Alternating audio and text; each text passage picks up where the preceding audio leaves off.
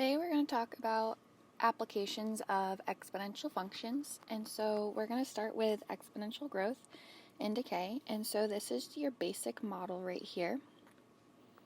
And so in this, A represents your initial amount,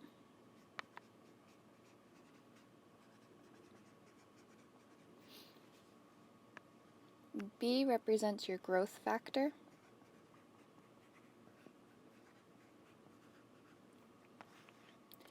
and then for exponential growth, your B value is equal to 1 plus R, and R is your rate written as a decimal. And so if it's given to you in a percent, you need to convert it to a decimal. And then exponential decay, your B factor is equal to 1 minus your rate. So now if we go to number 1 here, the world population in 2000 was approximately 6.08 billion. The annual rate of increase, and so it's telling us rate of increase, was about 1.26%. And so we're starting with this amount. And so find the growth factor for the world's population is the first part. And so the growth factor, remember, is the B value, and it's increasing. So B here is going to equal 1 plus the rate. And so our rate here is 1.26%, but we need to convert that to a decimal. And so to convert to a decimal, we're going to move this over 2 spots and add a 0. And so we're going to get 0.0126. And so this would be 1 plus that decimal, which would give us 1.0126 as our growth factor.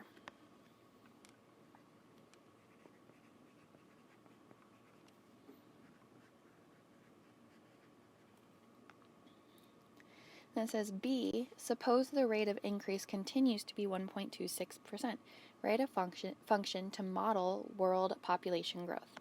So we're going to use our basic form, y equals a times b to the x. And so our initial amount was 6.08 billion right here.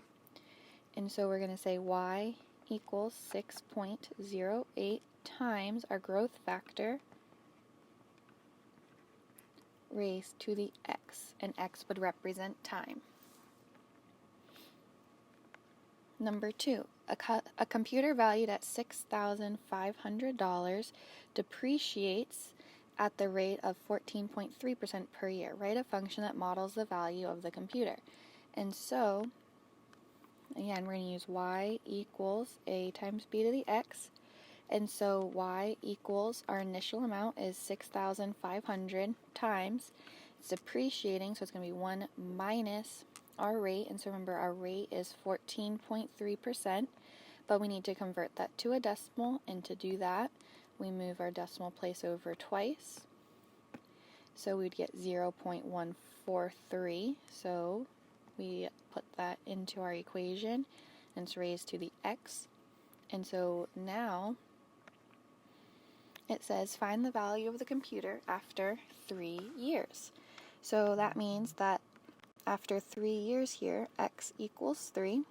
And so we're going to take our function and we're going to substitute 3 into it. So we're going to say y is equal to 6,500 times 1 minus to the 3rd power. And so then you can type that into your calculators. And when you do that, you're going to get that it's equal to $4,091.25.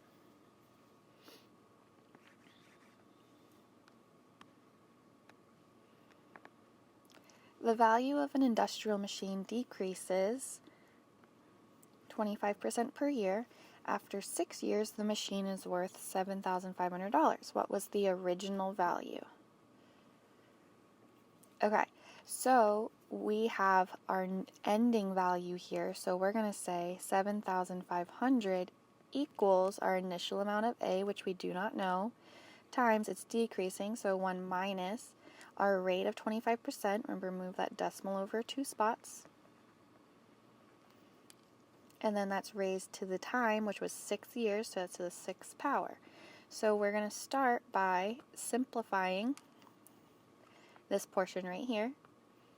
And when we simplify that portion right there, we get 7,500 equals A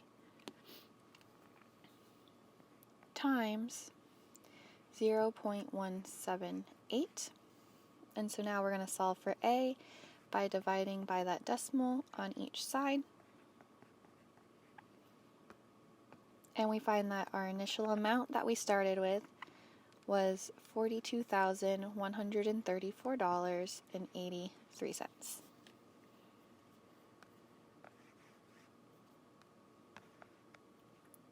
Now we move on to half-life, and so your half-life formula is y equals A times 1/2 to the T over H. So now y is going to represent the amount that we have left. A here is your initial amount.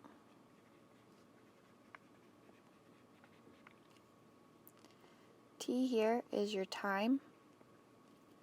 And H is your half-life.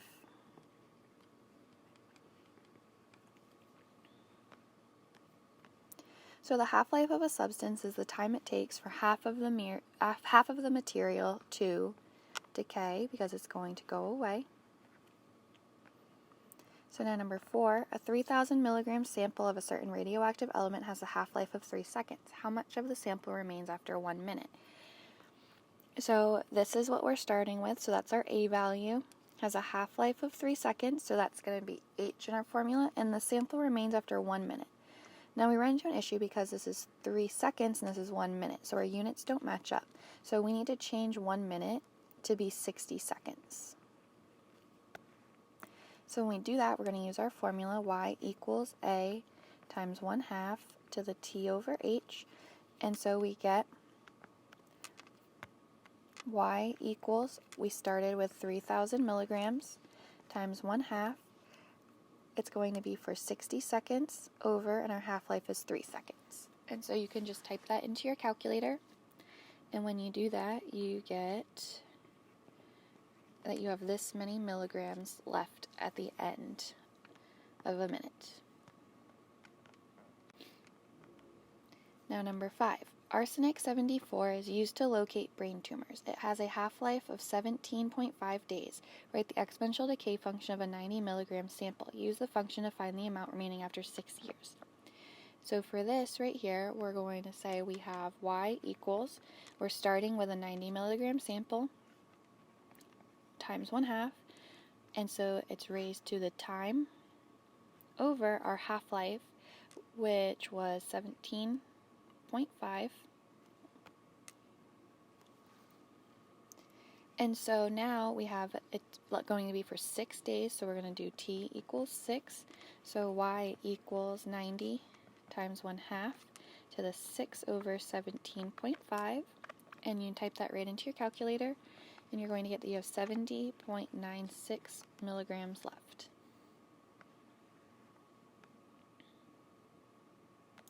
Alright, now number 6 here. Phosphorus 32 is used to study a plant's use of fertilizer. It has a half-life of 14.3 days. Write the exponential decay function for a 50 milligram sample. Find the amount of phosphorus 32 remaining after 84 days. So when we do this, we're going to have our half-life of 14.3 days. We're starting with a 50 milligram sample, and we want to know how much is left after 84 days. So we're going to say y equals our initial amount of 50 times 1/2, and it's going to be for 84 days, and our half-life is 14.3 days. So we're going to go ahead and we're going to type that right into our calculator.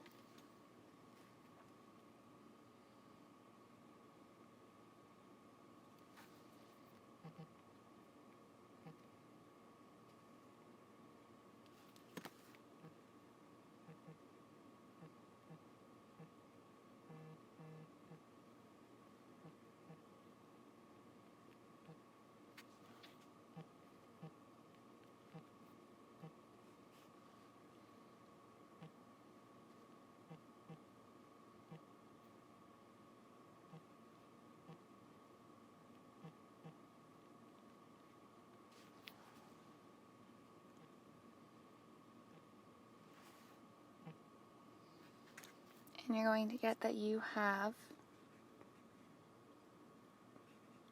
this many milligrams left. So now if we go on to compound interest, the compound interest formula for the amount A in an account is going to be A equals P times 1 plus the rate over N to the N times T. And so in this formula, P is your initial amount, N is your number of times, that's your compounding per year,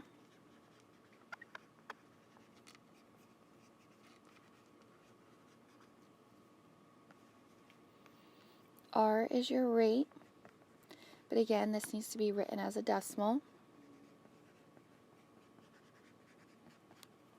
and then T is your time in years.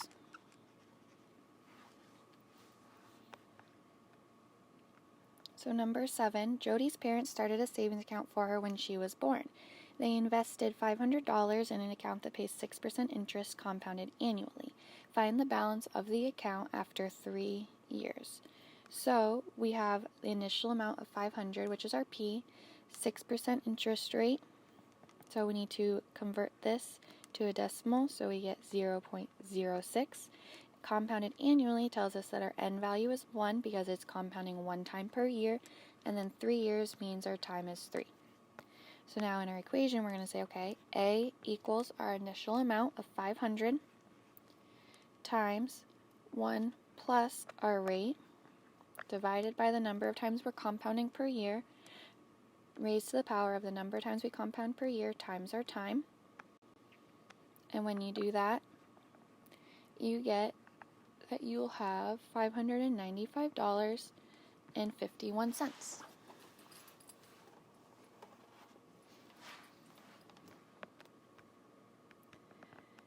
So now Graham's grandparents started a savings account for him when he was born. They invested $100 in an account with 8% annual interest compounded quarterly. How much is in this account on his 16th birthday?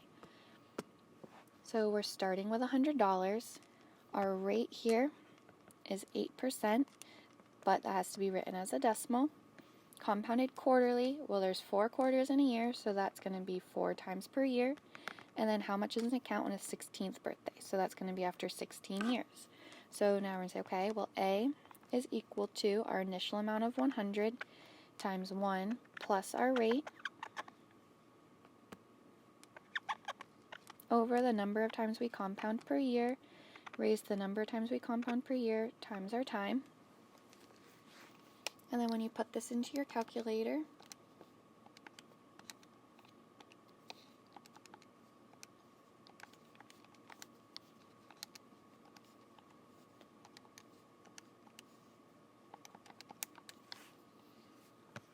you get that you're going to have $355.15.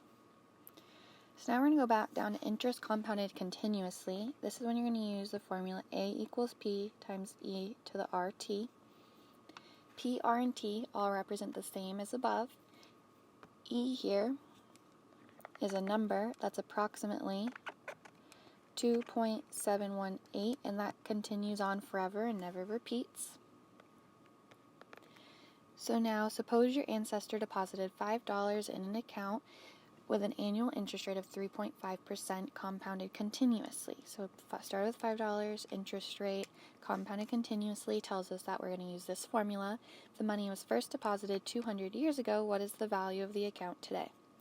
So A equals the initial amount of $5 times E raised to our rate, and our rate was 3.5%. So remember, you move that decimal over, so we get 0.035. And that's going to be times our time, and it was 200 years. And so when you do that, you're going to find that you will have $5,483.17.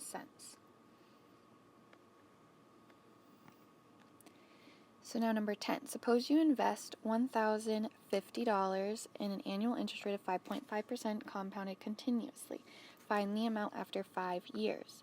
So it equals our initial amount times E raised to the interest rate. So remember, our rate is 5.5%, but we need to convert this to a decimal, so 0.055. So to the 0.055 times our time of 5 years. And when you do that in your calculator,